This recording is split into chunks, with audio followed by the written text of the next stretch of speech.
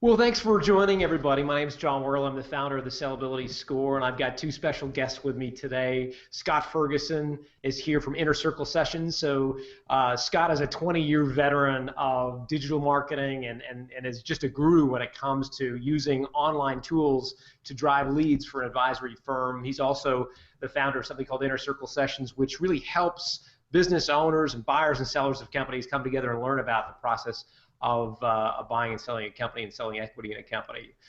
Zane Tarence is one of you. He's an advisor. He's an M&A professional. He runs as a partner Founders Bank, investment bank, and they buy and sell companies for a living and is an advisor. And I'm thrilled to have you both here. Thanks for joining, guys. Absolutely. Our Thank you, pleasure, John. for sure. Yeah. I'm going to start with Zane and just maybe have you talk a little bit about your business. Tell us a little bit about your practice, the kind of companies you target, and just give us an overview if you wouldn't mind. Sure. Thanks, John. Founders Investment Bank, and basically I'm a technology banker. And so I focus on companies with enterprise value of between 5 million and 50 million. We've done we average about 5 deals a year that we close. And John, as I've talked to you about, my specialty focus is the SaaS business, any kind of subscription-based service business.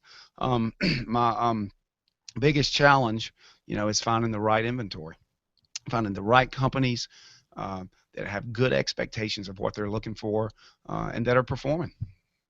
And so give us a sense, in our session today, obviously, I should have teed it up, is if you're looking for a consistent way to drive quality leads for your advisory firm, whether it's an M&A professional, an accounting firm, a financial advisor, I think all of us share that one thing in common, which is finding quality business owners to come to us and ask for our help. And saying it sounds like that's a challenge that you guys have faced. Give us a sense of before, if you will, some of the tools that Scott's been helping you with. How did you go about finding good quality businesses to sell? What was your mechanism? Yeah, great question. Basically, I wasn't intentional enough, and that's what Scott has helped us with. But I relied on word of mouth. In my business, you do a good job for your clients. My clients run in similar circles, and so they talk. And so it was very effective for me, but the problem is it wasn't scalable. So what would happen, I would spend, my deal flow is actually very, very strong, but I would spend so much one-on-one time with each of these companies, trying to qualify them, trying to understand if they had realistic expectations, and it was quite honestly too slow. I would be dealing with about 30 companies a month that I was qualifying, and it was word of mouth. And what Scott's allowed me to do, and the sellability score, is to get more intentional and have the qualification happen automatically faster for the type of inventory that moves the needle for me. So it was word of mouth. Now I'm using technology and qualification, and it's happening faster. So I'm getting more good inventory faster. And John, as we were talking earlier, that's the name of the game for me. If I have quality inventory, I can sell these companies all day at great valuations. And to get quality inventory for you, Zane, is a company with an enterprise value of somewhere between $5 and $50 million. So you're not really targeting the very small kind of mom and pop shop. It's more that SaaS-based, growth-oriented company that's reached a certain level of success already. Is there any psychographic elements to what you look for in a client to work with? Any other attributes that would help us understand your profile? Great question. And I always say this very carefully because I'm a technology entrepreneur myself. The way I got in banking, I started 2 software companies and sold them to publicly traded companies. So I'm speaking about myself. Okay, I was the type of client that I go after. First of all, we want them to be emotionally healthy. As you know, in this process, if you're too dramatic or you have the wrong expectations, that client can be very difficult to get a deal done. So we want them to be solid, emotional, healthy. It's perfect if they've already done a deal before because they kind of understand how this works out. So absolutely, the individual owner of the business is key. And then I'm also looking for somebody that has a financial discipline, that understands, they're not Microsoft, right? They're not Vine. You have to understand the way these companies trade, and that you've built a kind of company that is sellable, right? You've done the accounting correctly. You've had discipline in your hiring, in your intellectual property. So those are some of the things I look for. And John, you mentioned this because I get, like I said, 30 calls a month at least of people wanting to talk about this. And my problem was I was spending so much time, and probably 1 in 50, were my type of client. So I had to find a way to use technology, the sellability score, to run these prospects through my system faster, where I could spend the one-on-one time in the plane tickets talking to serious sellers and prospects. Right, and that's an important point, because you're not replacing the client relationship with the technology. No way. But in today's day and age, in order to either pre-qualify somebody to know whether you're going to invest your time in, or if you're in the position where you need to get folks lined up at the door, you've got folks knocking on the door all day, but they're too far below your threshold. They're smaller than what you're looking for. That's right. Good companies, but they don't fit your criteria. Right. But also, to get them lined up at the door, you can use the technology to do that, and then use the technology, like after you've got the initial relationship started, build that relationship. And that's where I'll spend my one-on-one time. I'll buy a plane ticket, or I'll fly them to see me once we've qualified them. Because that's interesting, Scott. I'm glad you brought that up, because I think a lot of our advisors on the phone right now would be like, yeah, I kind of get technology may play a role, but I got to press the flesh. I've got to be in front of my clients. If I'm going to get lead flow from other professionals, I've got to meet them face to face. But it's been your experience, Scott, that the technology does play a role. Maybe elaborate for us strategically at how you think about technology's role in this kind of qualification process. Sure, yeah. Well, getting prospects to line up at your door, particularly the type of prospects that are either willing to pay top dollar or will generate top dollar for your firm, it requires the same things that it's always required from ages gone by. You've got to be able to get their attention. You've got to be able to demonstrate your expertise and deliver value in the relationship with them as early as possible. I mean, that's what builds trust, and basically we call that the velocity of trust. So the earlier you can do those three things and build trust, that's what ultimately leads to more business and more profitable business, right? The old way of doing that, to initiate it, was the multiple meetings, the lunches, the golf, the outings, those kind of things. And those are still valid. There's absolutely a place for that. Mm-hmm. It's just usually not where the relationship starts these days. Mm-hmm. And that's where the Google Hangouts come in, because, just a quick snippet on Google Hangouts. I know we're going to dive deeper into the technical stuff, or even the tactical stuff about Google Hangouts. But for anybody that's experiencing one now, it may be your first Google Hangout that you've participated in. This is a broadcast version of a Hangout, and essentially what a Hangout is, if this is your first experience with them or you've kind of dabbled with them, it's a combination of a WebEx or a webinar, in that you can present information to a large group with the personal connection and multiple people involved. So you get the personal connection of, like, say, a video call or a video conference or a Skype call, with the ability to broadcast out to a larger group. So that's one of the reasons that they're really powerful. I'll get into more specifics about what makes them super killer right now as far as the professional market goes. But that's the bottom line about why the Hangouts are working and how they fit into this space. And Scott, I want to make sure I'm clear on that. The reason, when you helped me, you understood what my problem was, because my clients are all over the country. And I was trying to think, how do I scale my business when I can't get kneecap to kneecap with everybody, especially, if I'm not sure if they're qualified. And I think that's what you did for me, Scott, is help me figure out how to scale, build credibility, and then I could collapse time frames and get in front, kneecap to kneecap, of the right inventory. And the really cool thing about this recipe that that we've kind of stumbled into here is taking things that work in other sectors and apply it to the professional market, and particularly the advisory market. And we're going to get into the specific recipe, but the best part of it is not only does it generate new leads, and optimally it generates them while you sleep, but it can help you pre-qualify those leads as well, because just having 50 or 100 people show up at your door every month, like you had that situation, it still creates another problem. You got to figure out which ones are worth spending your time on. So this is a twofold. It's a 2-for-1 special, basically. Okay, so let's get into it. You've kind of described what a Google Hangout is. Where does it sit strategically? I guess I'll address this question to Scott. Strategically, where does it sit on the old classic sales funnel for an advisory firm?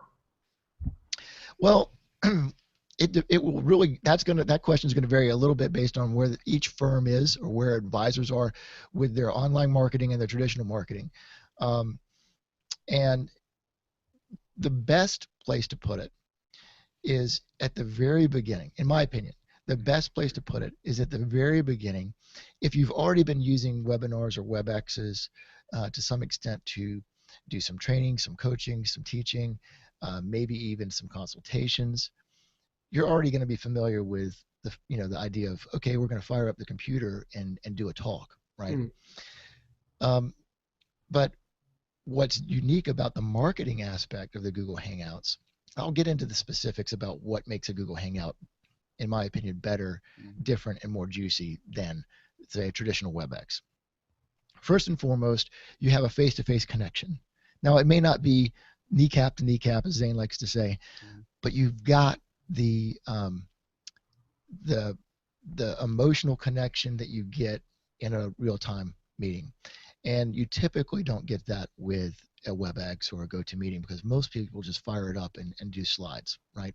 Although I will admit and acknowledge that WebEx and GoToMeeting are trying to put some of the video capabilities in there, but that's not how they were built. So that's what Google Hangouts really gives you first and foremost.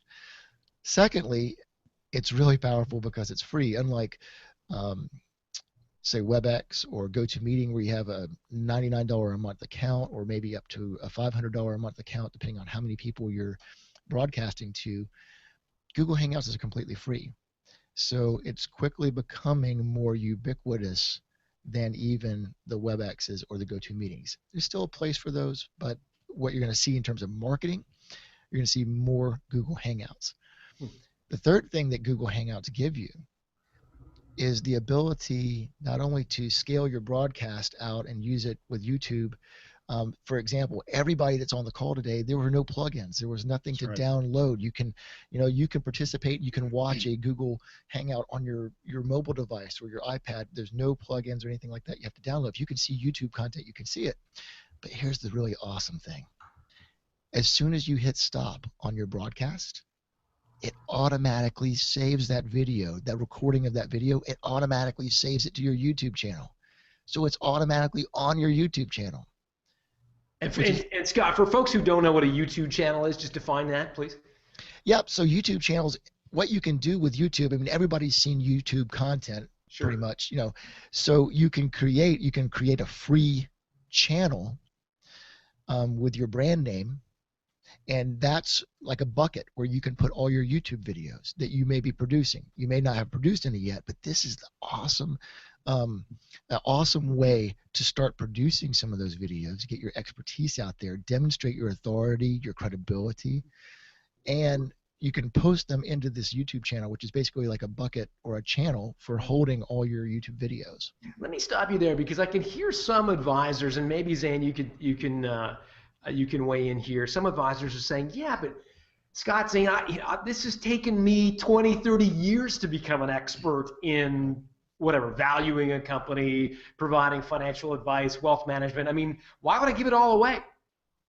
Right. Well, actually, I have some opinions about that. I got an opinion on that. But I'm going to let Zane speak specifically to that. And I kind of tripped into this a little bit, but I believe, John, that the good advisor is an educator. And I firmly believe whoever educates wins. And so in my business, it was about doing that scalably. What I do is not really a secret sauce. It's that I actually do it. And if you have a reputation where you've succeeded, I don't think getting that message out as an advisor hurts you at all. I became a real believer in this when I did a talk that Scott said, hey, man, I want you to come do this on a hangout called the 18 Reasons You'll Never Sell Your Company and What to Do About It. And I was like, okay, Scott, I'll come do it. We did that. it went to a YouTube channel, and I was worried about that. I'm securities licensed, my broker dealer. Oh, what are you doing, on the internet educating? But they looked at it and said, this is cool. Listen, John, because of that, the 18 reasons you'll never sell your business and what to do about it. Every advisor on this phone knows those 18 reasons. If you saw it, you'd say, what's new news about this? It's not new news. I just packaged it where my clients or prospects heard it. John, I had a person in the UK go and stumble upon this. They were searching online. What's the difference in a strategic buyer and a financial buyer? Saw that video, was interviewing 5 bankers, called me. I have to say, it's one of the best pieces of inventory I've ever got. The gentleman's never met me in person, and he signed up with me. Now, I had, 4 or 5 calls with him, after he saw my video. But the 18 reasons you'll never sell your business, I mean, I love that. I mean, it works for me, but I don't think any advisor is going to use that against me, really. Yeah. If you ever call me a piece of inventory, Zane, sorry, hey, that's bad. These are all advisors. That's the way I've got to get good inventory. I'm kidding you. Sorry about that. Oh. Scott, what about from your perspective? I mean, give to get. Is there a limit to how much you should give away? What do you think? No way, and I'll tell you why. Because abundance juice is what it's all about. The more value you can deliver in the relationship as early as possible in the relationship will demonstrate to somebody that you're sincere. You get the opportunity to demonstrate your expertise, because ultimately that's why they'll trust you. I mean, A, do you care about them? Do you want them to win? B, do you know what the heck you're talking about? Do you seem reasonably smart? If you can prove those 2 things to me as early as possible in the relationship, I'm going to listen to you more, and it's a snowball, and it just starts to roll downhill. And it gets us through. That's why we call it the velocity of trust, because it gets us to the trust in the relationship much faster, and it clears away all the what ifs, so we can just get down to business, and I can make a difference in your life and help you do what it is you want to get done and why you even searched for me or contacted me in the first place. Does that make sense? It does, and I'm glad you brought up search, because I think that has a role, if I'm not mistaken, in terms of some of the benefits of using, say, Google Hangouts versus, say, doing a webinar on WebEx or GoToMeeting. But Scott, absolutely, and that's exactly where we should go next. Yeah. Right on time. So the other, probably the most powerful thing about Google Hangouts compared to the other technology, right? As if the recording and the free and the face-to-face weren't enough. Tune in and write this one down, or at least log it away in your memory, because Google Hangouts rank higher in search results than any other type of content in the web right now. It even ranks higher than if, say, somebody else in your market, a competitor, a competing firm, let's say they've been posting some YouTube videos. They're trying to figure out what their strategy is, and they've even got some videos that have more longevity. They've been there longer than you have. You can leapfrog them with Google Hangout video content, because right now Google is giving preference to that Hangout content, because they are trying to drive more folks to use the Google Hangouts. And would Google do that, man? That's how they work. They would really do that. Does this sound like? Does this sound familiar? Yeah, that's the way the guy in the UK found me when he did that basic search. If that content had not been on Google Hangout, he wouldn't have found me. And he didn't. This particular client, he didn't actually even attend the live Hangout. No. We had about 57. We did a test. Mm-hmm. Zane didn't even, God bless him, and I love you, and I can say this because we're friends. Okay. He didn't even have really a mailing list put together, because I was trying to tell him, look, you need to do a Google Hangout to your current customers and invite some new prospects. He's like, Scott, I've got all my customers and my contacts, but I don't have an email marketing program. I don't have a way to blast them with all the. I don't have a way to invite a bunch of people. I said, okay, well, hang on a minute. Let's go back to that. Let's fix that. And so we ended up talking to one of your colleagues who's on the West Coast and is a business coach that specialized in helping businesses with their operations and their marketing, and approached him and said, hey, listen, we want to do this test with the Google Hangouts for Zane, and we want to do a talk, and we'll provide the content. Have you seen Google Hangouts? And he's like, no, but I felt like I've been hearing about it, and I need to do something. All right, tell you what, we'll handle the technology for you. We'll host the Hangout. We'll provide the talk, which was 17 or the 18 reasons you may never sell your business. And you just invite some folks on your list. So they weren't even Zane's clients or customers or prospects. It was the other part. So they invited like 200 people. 57 attended the actual hangout live. About another 100 watched it later, like within the next week. But 57 attended live. And then over 30 of those people took the very next step within the next hour, finishing that hangout. 30 of those people took the sellability score, which we should talk about in the recipe in just a minute. Yes. Yeah, go ahead, guys. I mean, let's get into that now. Let's get into the execution, because this case study is really fascinating. So keep going in terms of how you executed this case. All right. So of those 30 people that took the sellability score, and I know there's some folks that are on the hangout with us today that are very familiar with the sellability score. They're advisors in the sellability family, and there are probably some folks that are on the periphery that have heard about it and know that it's a tool that's available to them. But essentially, what we did is we did the hangout. Zane did the talk, and at the end of that talk, he made an offer to get your sellability score. I mean, obviously, the content was about the reasons that you may not be able to sell your business. And we used the sellability score tool, which you've created, John, as a little test. And for those that aren't familiar with it, it's about a 14-minute, test that you can take to see how sellable your business is. And we posted that at the bottom of the page. At the end of the hangout, we said, hey, listen, if you want a free sellability score, if you like this talk, if you want to apply these concepts to your business immediately and see where you rank, go ahead at the end of this hangout and take your score. And we had over 30 people take that score out of 30 out of 57.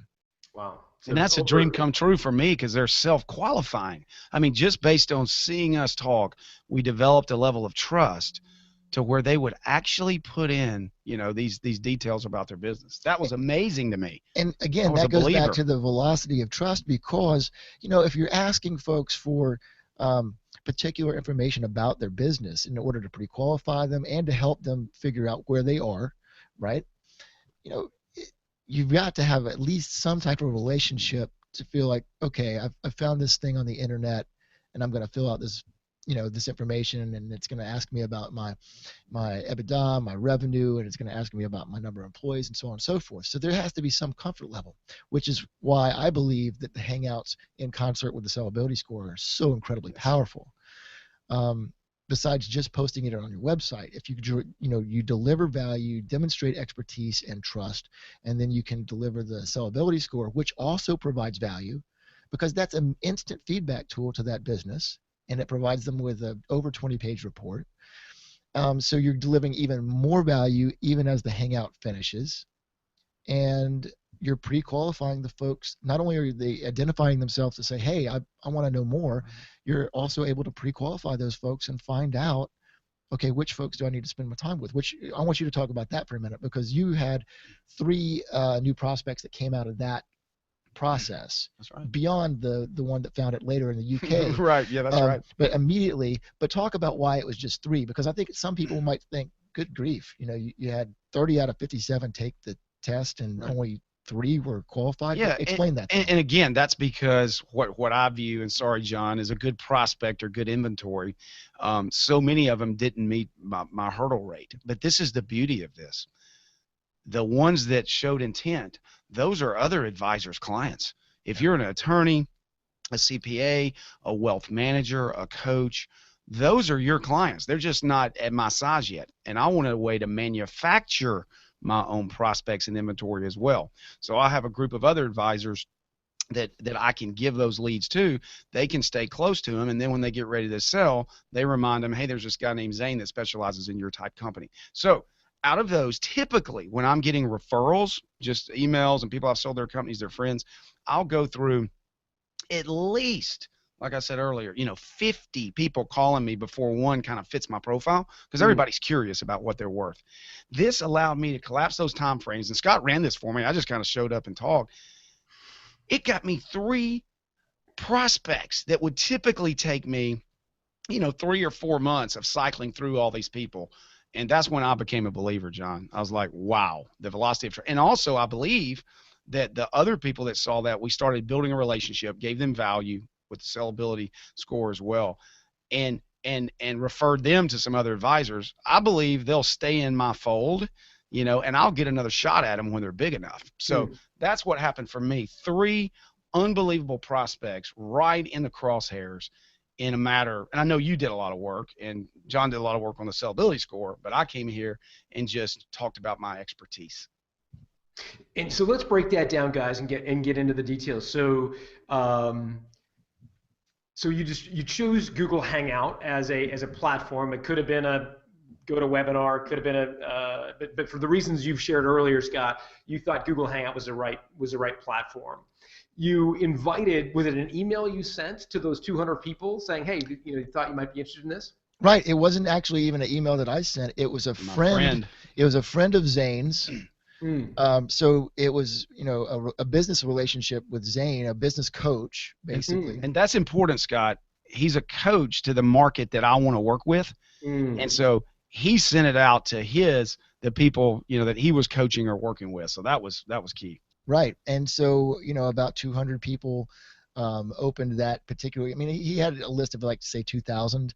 About 200 people opened the email. 57 of those people attended the webinar. So that wasn't even, I think the important distinction here to really emphasize, and I know Zane just pinpointed it, but I'm going to put a cherry on top. Those were brand new people, not even in Zane's world. Never would have met him. And Zane was adding value to his friend and his colleague by saying, hey, I'll help you look good doing a hangout. I'll help you with the content and the expertise that I can provide. All you need to do is invite the folks that would make sense, and we'll help you with the hangout. We'll handle it all for you. We'll do the content. And those were essentially 57 new people that got introduced to Zane that day. And 30 of them said, yes, I want to take the next step with you. That's fantastic. I want to get into, and forgive me if you're watching this and you find that some of these details are just too much minutia. I think it's important that we get into some of the nitty gritty so that if you want to execute a Google Hangout for your own business in whatever way you choose, you've got some of these details. So again, a couple thousand at the top of the funnel from a business coach who had a list, 200 opened. Of the 200 opened, 57 opted in and said, yeah, I'll sign up. So the email had a sign up link. Is that right, Scott? Was it a link to Webinar Jam? Basically, or what was a link to, at the time, we were creating the landing page from scratch. The tool that we're using now, which I highly recommend and I would strongly suggest anybody use because it just provides so many shortcuts and it makes the process really simple. Anybody can use this tool. It's called Webinar Jam. And if you're watching this Hangout right now, whether you're with us live or whether you're watching a recording of it later, you're watching Webinar Jam at work. And Webinar Jam simplifies the registration page because if you're familiar with WebEx or GoToMeeting at all, you'll schedule a meeting and then it's like, hey, it'll take care of the emails and the people attending and the reminders and all that. Hangouts by itself is just the Hangout. But Webinar Jam is a nice little wrapper to go around the Hangout that will handle the emails, the registrations, the reminders, the tracking, the analytics. It will automatically do all that stuff for you. So all you got to do is show up and turn on your camera and you're good to go. Good. And Webinar Jam, is it platform agnostic, meaning you could use it on Google Hangouts? And presumably, if you loved WebEx, you could use it on WebEx, or? It's very specifically designed to work with Google Hangouts. Okay. Yeah, it's very specifically designed with Google Hangouts. It's cloud-based. You don't have to install any software or anything. You just sign up for it. There is a fee to that. Google Hangouts are completely free. The Webinar Jam tool, there's a fee. I think it's like $297 one-time fee. You buy it and you log on to it, and that's it.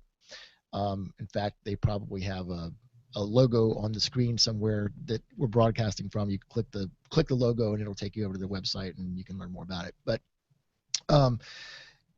works with Mac, PC, you name it, but it is specifically designed to use with Google Hangouts. Okay, so we could think of Webinar Jam as the kind of, as you use your word, the wrapper. It handles the invitations, it handles the reminders and the follow-up and the analytics. The Google Hangouts is the platform. So in the email to the business owner, you put a link, which is what Webinar Jam creates for you to people to sign up. Then Webinar Jam kind of handles the reminders. Then the Google Hangout itself, you've got to have obviously a video camera in your computer, and you log into Google. Just walk us through some of the technical aspects. Yeah, absolutely. So first things first, all you need, and I've got another one here, is a little webcam. All right. So this guy can just, it's a Logitech C920. Logitech, and it's about $69. You can get them Amazon.com, Best Buy, wherever you like to shop for electronic gadgets. And this little camera, I don't know if you can, I'm going to try to hold it somewhere where it's kind of white and you can see. This little camera is what we're broadcasting from right now. And it's also the exact same camera that John is using today. So $69 and you're going to look like a superstar. No big deal. You put it on your laptop and plug it in, and it's actually got a microphone built into it. So very cool stuff. The only other thing, technology-wise, you might need is a little pair of earbuds. You probably have about 4 bajillion pairs of these laying around if you're like me and a household of kids. So earbuds and a camera. And it just, Scott, why do you need a camera? Why don't you just use the one? Because why don't you just use the camera embedded in your computer already? Well, if you've got a camera embedded in your computer already, you can experiment with that, and that's what we did early on. The quality is just better because they don't put $69 cameras into the laptops these days because that would jack up the laptop price. So they don't typically put that. In fact, Stosh, do you want me to let's do a little on the fly? I'm throwing my buddy here that's running a computer a loop, but let me show you an example of what it looks like if you are broadcasting from the laptop camera. I'll just give you an example. Okay, so can you see that? Okay, so that's the quality difference. I'm using a MacBook Pro, and so I'm talking directly into the camera on the laptop, and it's fine. If that's what you want to do, that's great. But for $69, you get the high def, super duper camera, and that differentiates you a little bit. I mean, subconsciously they're like, okay, this is the real deal. Yeah, well, and it's very subtle. Mm-hmm. It's a very subtle distinction, but the important part of that is that as more people begin to do Hangouts, right now the Hangout itself is unique enough. It's a differentiator. It's new. It's like, wow, what is that? What are they doing? And I can see the panelists down there at the bottom, and there's multiple people in the stream. That's cool. But as the space gets more crowded and it becomes more ubiquitous, your video is going to look better and more professional, just the way you want your brand and your firm to look, than the next person that's trying to do a Hangout. And so no one would ever tell you, oh, wow, man, your video quality was so much better than anybody else. They would just psychologically think, they would just psychologically think, wow, that guy just seems smarter than everybody else, which is always a bonus. So when you execute, so you send the link, you've got the Google Hangout platform, you buy the camera if you want. You've obviously got the kind of fancy studio quality microphones as well. Well, we do. I mean, because in Inner Circle sessions, we do these every week. Right. And I host, I've got a little room, a space dedicated here in our office with, 2 microphones set up, and I invite people in, and I have a little show, right? It's called InnerCircleSessions.com. And so I interview people, everything from advisors to owners, and I've got this set up to kind of make it feel a little bit more like a talk show. Okay. Or a little bit more like, but you don't have to use this. Like, for example, you're broadcasting with us today, and just from a regular office, yeah. You're just sitting at your desk, you've got some light by the window there, and you've got your headphones on, and you're good to go. So, get it. Okay. Just out of interest, if people want to go to the next level and buy one of those fancy microphones, what do they have to spend to buy one of those? These mics run about $400. I mean, you Okay. can get them at all different levels.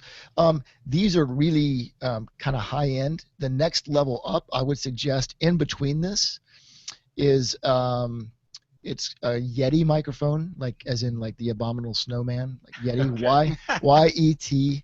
Yeti, Yeah. and it's got a USB plug and it just plugs right in, and it has awesome sound. Awesome sound, like THX, George Lucas, Steven Spielberg kind of quality stuff. And it's about 150 bucks, 175 bucks, I want to say. Got it. So Okay. So yeah, for a it's got couple like, $100, you could yeah, get all the gear that you need. yeah, Yeah. easily. I mean, 70 bucks on the camera, which is actually, I'm sorry, I think I said it's the wrong model number earlier. It's a C920, Logitech C920.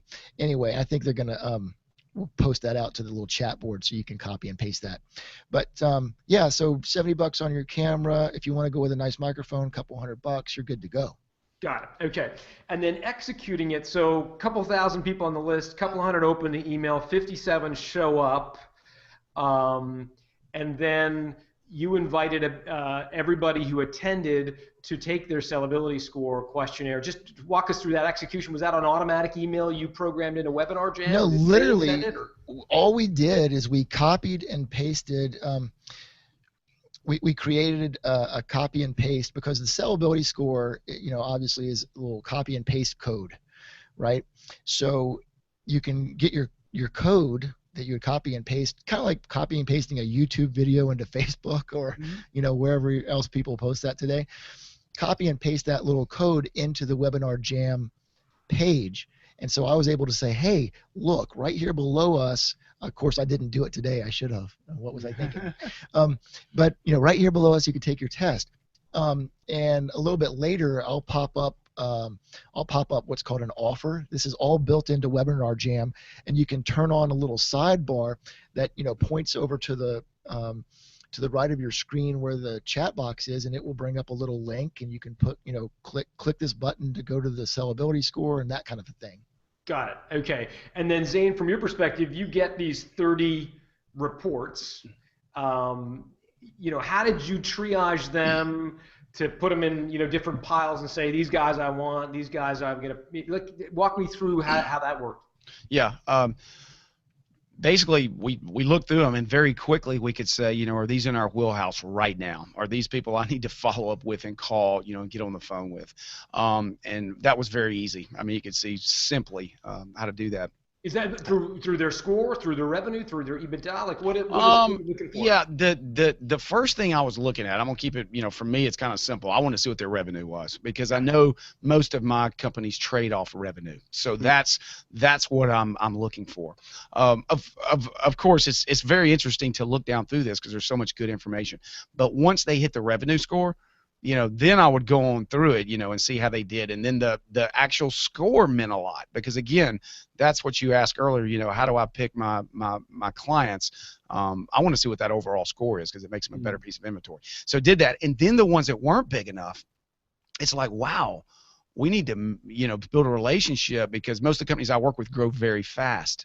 So that's where I want to make sure there's other advisors in what I call my feeder system, right? If I'm a college, I want to make sure I see these kids that are, if I'm a basketball coach in college, if they're 6'10" in junior high, I want to be tracking them. And so I want to track them and make sure I have advisors in my feeder system that are working with those clients, so when they reach, my stage at college or whatever, I can get them. So that's what I did. I mean, that's the way I triage to that. be specific, the advisor is not another investment banker, but oh no. Attorneys. Oh yeah, I'm not going to give it to my competitor. Financial planners, wealth managers.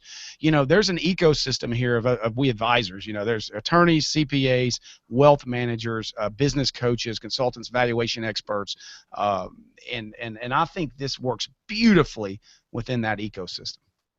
Got it. Okay, so that's helpful. Is there any other from a Google Hangout perspective? I apologize for all the minutia and the detail, but is there anything else we're missing, Scott, in terms of things people should be aware of about this platform if they want to experiment with it? Yeah, I mean, you're going to need a Gmail account. Those are free, and if you don't have one, I mean, most of us probably have one. That's where I sign up for all my online shopping stuff, so it doesn't spam my work my work email. But you can go to Google, get a free Gmail account, and when you get that free Gmail account, that's what will enable you to begin to do the Google Hangouts. You'll also sign up for a a YouTube account, also free. You don't have to know anything about what else to do with a YouTube account and where to push stuff and upload videos or any of that stuff.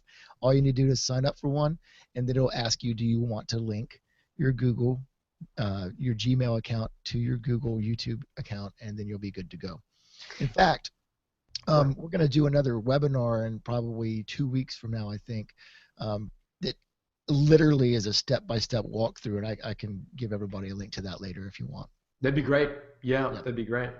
So those are the two basic things. You need a free Gmail account and a free YouTube account, and that's really all you need. And I recommend the Webinar Jam thing because it makes registration really easy and really cool. Got it. Zane, final thoughts here, guys, because we're coming to the end. And by the way, if folks who are watching this live do have a question, you're welcome to just pop it into the chat box in the Google Hangout box. You'll see on the left-hand side of your screen there's some icons. If you hover over them, one says chat, and it'll pop up a box, and you can ask Zane, Scott, or myself any questions that you like. But Zane, one thing that occurs to me, that some advisors might be thinking right now, and that is that, look, I'm a professional. I've got a degree. It's an advanced degree. I wear a suit to work. YouTube, that's what my kids are into. Mm-hmm. Am I going to undermine my credibility as a professional by screwing around with all this new technology? Great question. And I have a partner that probably comes from that mentality. He's an old school kind of guy. And I'm very conservative as well. But I'll tell you what I know is when I travel and speak in front of the right audiences, my potential either referral sources or clients, not because I'm a good speaker, and I'm from the South, and so I have to, worry about the way I sound because we don't sound as smart as you guys from up north. But I was going to say, right? Yeah, but I know from experience, John, if I can get in front of people that are in my market, I'm authentic, I believe what I do, I have a track record, man, it works. And so I was trying to figure out, how do I scale that because I have a family, I don't like traveling that much anymore. And so I was searching for a way to scale an advisory business. And so, I took that risk to give some hopefully great content to people, and it works.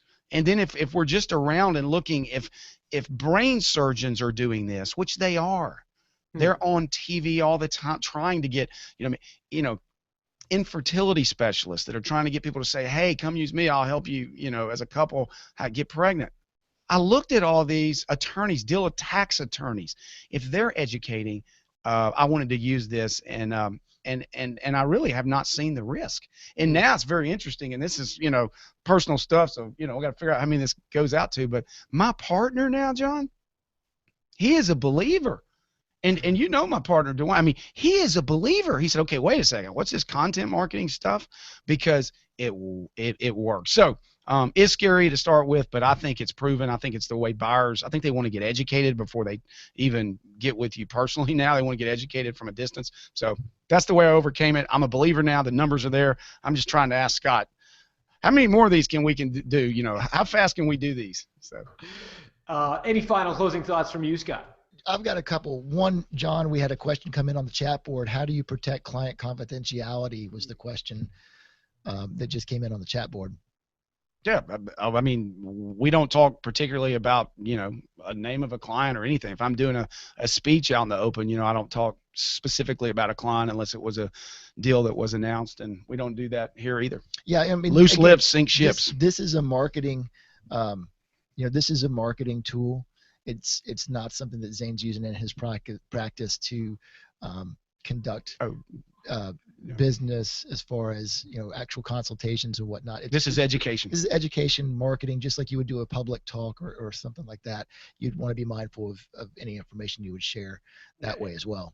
And I can just add to the person who asked the question, if it was related to specifically the sellability score, every sellability score user opts into our terms of use.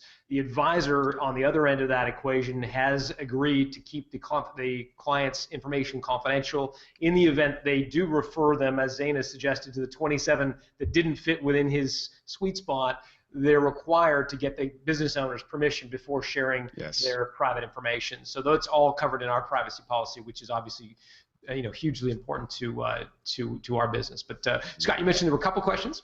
Yeah, I believe there's a couple more questions that are coming in, although we're coming up on the end of our broadcast slot. I think we maybe have time for one more question.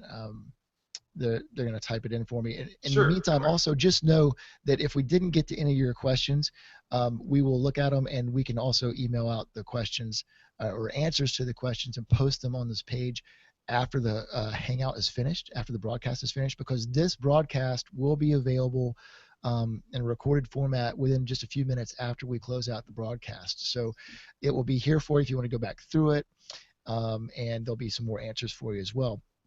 Two other things that I'm going to mention, I'll get in before we get into the next question.